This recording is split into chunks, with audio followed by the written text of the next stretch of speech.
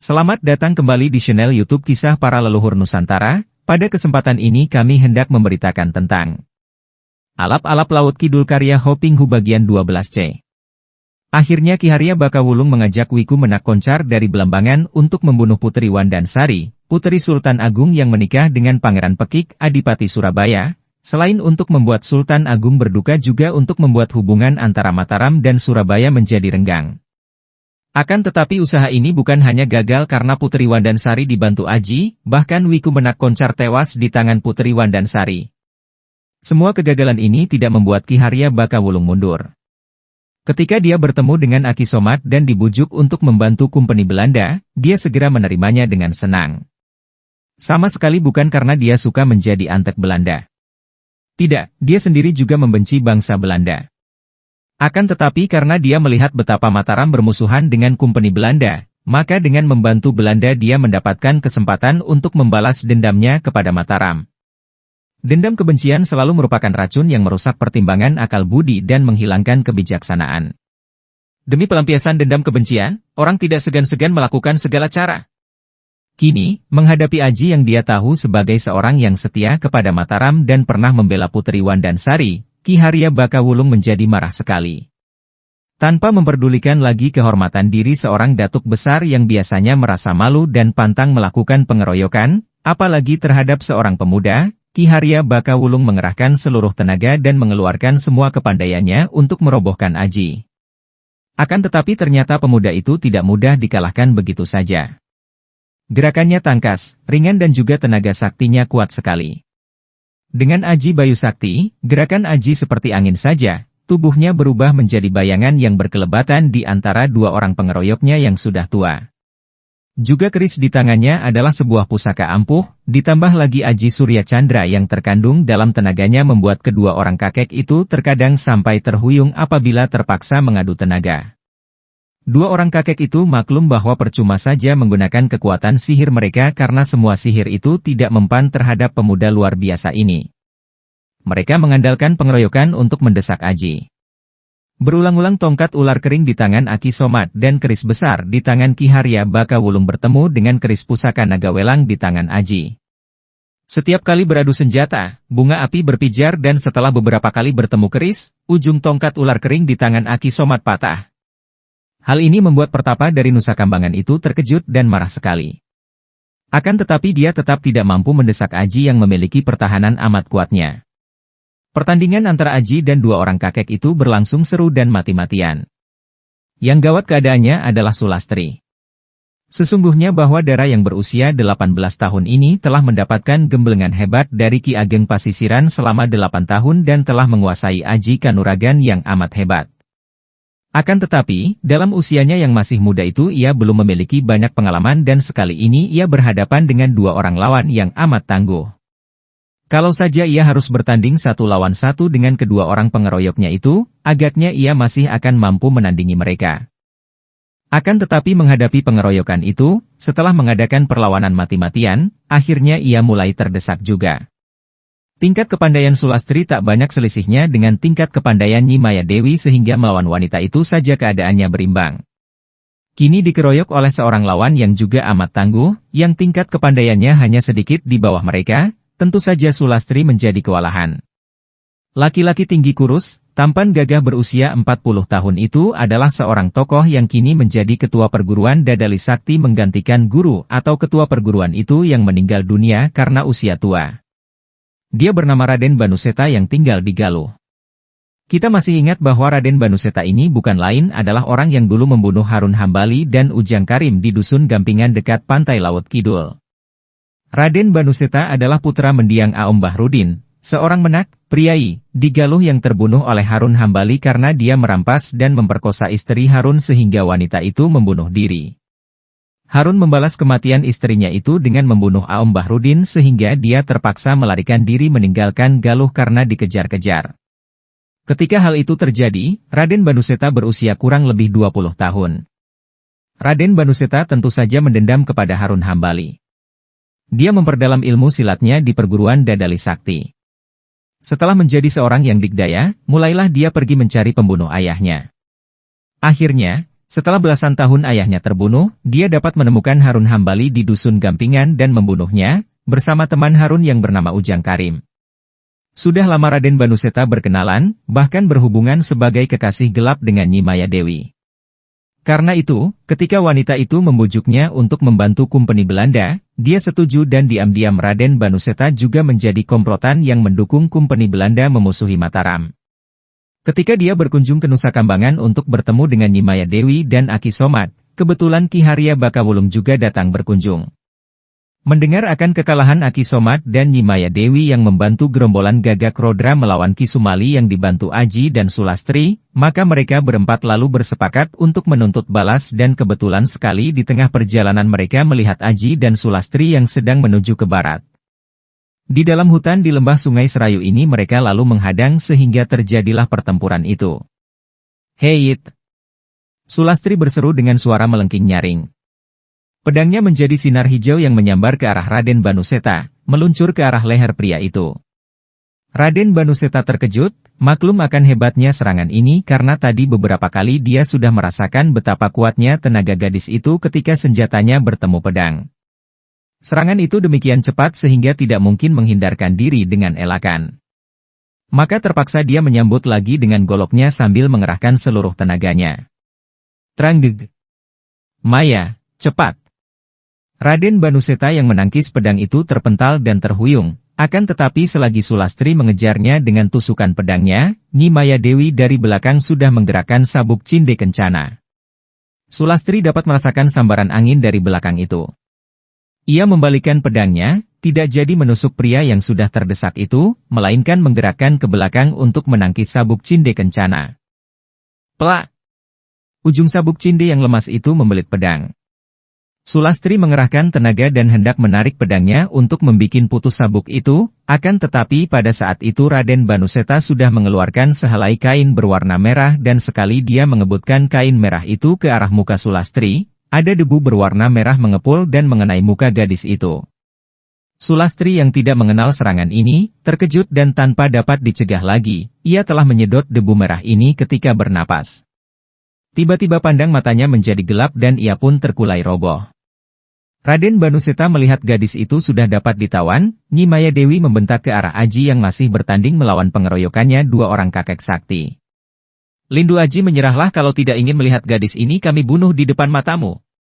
Aji melirik dan terkejut bukan main melihat Sulastri terkulai lemas dalam rangkulan laki-laki berpakaian mewah itu. Dia menjadi serba salah. Dia tahu bahwa wanita itu seorang yang amat kejam, seorang yang melatih diri dengan ilmu keji sehingga tega untuk membunuhi anak-anak dengan menyedot habis darah mereka. Tentu ancaman wanita itu bukan kosong belaka. Dia akan menyesal selama hidupnya kalau dia tidak menyerah kemudian mereka benar-benar membunuh Sulastri di depan matanya. Sedangkan kalau dia menyerah, walaupun dia belum tahu bagaimana nanti jadinya dengan dirinya dan Sulastri, setidaknya dia masih mempunyai harapan untuk kemudian berusaha membebaskan dan menyelamatkan Sulastri. Maka, dia pun cepat melompat ke belakang dan berkata, "Aku menyerah. Jangan bunuh gadis itu." Aki Somat dan Ki Haria Bakawulung menghentikan serangan mereka. Mereka lebih suka melihat pemuda itu menyerah karena mereka tadi merasa betapa sukarnya mengalahkan pemuda yang memiliki kepandaian hebat itu. "Aji, kalau engkau benar-benar menyerah, lemparkan kerismu ke sini," perintah Nyi Maya Dewi. Wanita ini bersikap sebagai pimpinan dan memang sesungguhnya dalam hal bekerja untuk Kompeni Belanda, wanita ini merupakan orang penting. Ia yang berhubungan langsung dengan para pembesar Kompeni Belanda di Batavia, dan ia pula yang melaksanakan perintah Kompeni dan menyampaikannya kepada para tokoh lain. Biarpun Aki Somat dan Ki Haria Bakawulung memiliki kepandaian yang lebih tinggi dari Nyi Maya Dewi, akan tetapi dalam hal bekerja membantu Kompeni, wanita itu menjadi atasan mereka. Para pecinta YouTube para leluhur Nusantara, kiranya cukup sekian dulu, silahkan ikuti kisah alal-alap Laut Kidul bagian selanjutnya di waktu dan jam yang sama.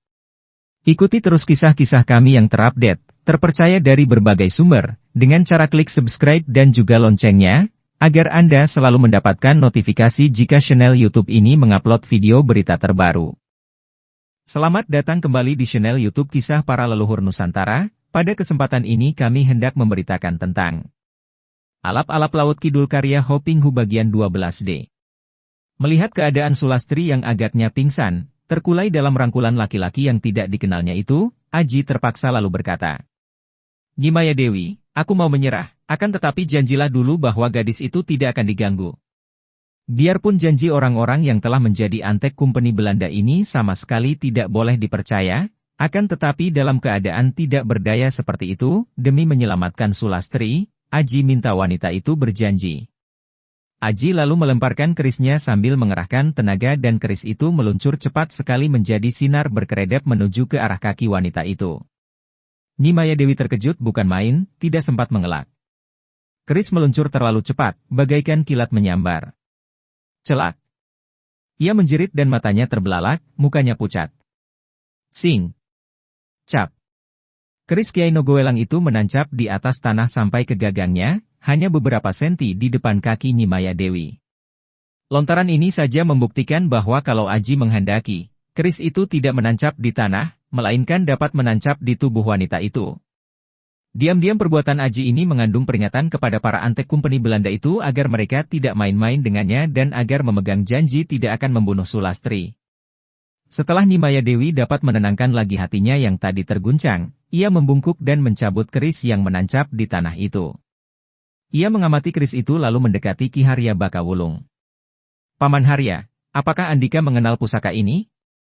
Ki Harya Bakawulung menerima keris itu dari tangan Nyi Maya Dewi, mengamatinya lalu dia berseru sambil memandang kepada Aji. "Keris seperti ini merupakan pusaka Mataram, pasti milik Sultan Agung dan hanya diberikan kepada para senopatinya. Kalau begitu dia seorang senopati Mataram. Tunggu apa lagi?" Aki Somat berseru dan dia sudah mengangkat tongkat ularnya. Juga Ki Harya Bakawulung sudah mencabut lagi kerisnya. Agaknya dua orang kakek ini hendak menyerang Aji yang kini sudah tidak memegang senjata itu. Aku tahu bahwa kalian hanyalah pengecut-pengecut curang." Bentak Aji dan dia pun sudah siap menghadapi dua orang lawan itu, walaupun dia tidak memegang senjata. Akan tetapi pada saat itu Nyi Maya Dewi sudah melompat ke depan dua orang kakek itu. "Tahan! Paman berdua Andika tidak boleh membunuh dia. Dia adalah Senopati Mataram dan merupakan seorang tawanan yang teramat penting. Tuan Besar Jenderal tentu akan senang sekali mendapatkan tawanan ini dan merupakan jasa besar sekali kalau kita dapat menyerahkan dia hidup-hidup kepada company." Mendengar ucapan Nyi Maya Dewi itu, Aki Somat dan Ki Harya Bakawulung menyimpan kembali senjata mereka. Mereka maklum bahwa dalam hal ini mereka harus menaati semua perintah Nyi Maya Dewi yang merupakan pemimpin mereka. Nyi Maya Dewi menjadi pemegang dinar emas yang ada gambarnya dua ekor singa sebagai tanda bahwa ia telah mendapatkan kepercayaan besar dari para pimpinan company Belanda di Batavia. "Nyi Maya Dewi, aku menyerah. Karena itu kuharap engkau suka menyerahkan Sulastri kepadaku. Ia kelihatan pingsan, biarkan aku merawat dan menyadarkannya," kata Aji ketika melihat Sulastri masih terkulai dalam rangkulan laki-laki itu. "Maya, jangan serahkan gadis ini kepadanya. Ia milikku, aku akan membawanya pergi dulu," kata Banuseta sambil mengangkat tubuh Sulastri yang masih pingsan dan memondongnya. Mendengar dan melihat ini, Aji terkejut bukan main. Dia merasa tertipu. Tadi Nyi Maya Dewi berjanji tidak akan membunuh Sulastri, akan tetapi orang laki-laki itu dapat melakukan bencana yang lebih hebat daripada kematian bagi gadis itu. Dia lalu membentak dengan suaranya yang mengandung penuh getaran dan penuh wibawa karena dia mengerahkan tenaga saktinya. "Kalau Sulastri diganggu, aku bersumpah untuk melawan Samapi mati dan akan membunuh kalian semua." Aji bersiap melompat dan menerjang Banuseta. Melihat ini, Nyi Maya Dewi lalu cepat berkata kepada kekasihnya itu, "Raden, lepaskan dulu gadis itu." "Tapi, Maya..." Banuseta terkejut dan hendak membantah. "Lepaskan kataku." Banuseta tidak berani membantah lagi dan dia melepaskan tubuh Sulastri sehingga tubuh yang masih lemas itu terkulai dan rebah miring di atas tanah. Aji tidak memperdulikan lagi kepada mereka. Dia cepat menghampiri Sulastri yang menggeletak miring dan memeriksa keadaannya. Gadis itu masih pingsan dan biarpun dia sudah memijit dan mengurut jalan darah di tengkuk dan kedua pundaknya, tetap saja gadis itu masih terus pingsan. "Aji, ia pingsan oleh debu racun pembius. Tanpa obat penawar, ia tidak akan dapat siuman," kata Nyi Maya Dewi. Aji mengerutkan alisnya. "Nyi Maya Dewi, sadarkan Sulastri." Alap-alap Laut Kidul karya Hoping Hu di http://ceritasilat-novel.blogspot.com by Saiful Bahri Situbondo. Nanti dulu, orang muda. Engkau tidak berada dalam keadaan menuntut dan memerintah, melainkan harus menaati kami. Kalian berdua menjadi tawanan kami, ingat? Aji menahan kemarahannya. Memang wanita itu benar. Dalam keadaan seperti ini, dia terpaksa mengalah dan tunduk. Andai kata tidak ada Sulastri di situ, yang tidak berdaya dan terancam, pasti dia tidak akan mau tunduk begitu saja. Dia akan mengamuk dan mencari jalan untuk meloloskan diri. Akan tetapi demi keselamatan Sulastri, dia harus mengalah dan menahan kemarahannya. Nyi Maya Dewi, sebetulnya apa yang kalian kehendaki dari kami? Tidak banyak. Pertama-tama, kalau engkau menghendaki kami menyadarkan gadis ini, engkau harus menceritakan kepada kami segala hal tentang keadaan Mataram, kekuatan pasukan, dan rencana Sultan Agung untuk menyerang Batavia. Pikiran Aji bekerja dengan cepat. Dia sesungguhnya sama sekali tidak tahu bagaimana dan berapa kekuatan pasukan Mataram, juga dia sama sekali tidak tahu rencana penyerangan Mataram yang kedua kalinya ke Batavia. Tugasnya hanyalah membantu Mataram dalam perjalanannya ke Galuh dan Banten, membantu pihak-pihak yang mendukung Mataram dan menentang pihak-pihak yang membantu Kumpeni. Akan tetapi pikirannya bekerja dengan cepat dan dia segera berkata, Nyi Maya Dewi, aku tidak begitu bodoh untuk dapat kalian tipu begitu saja.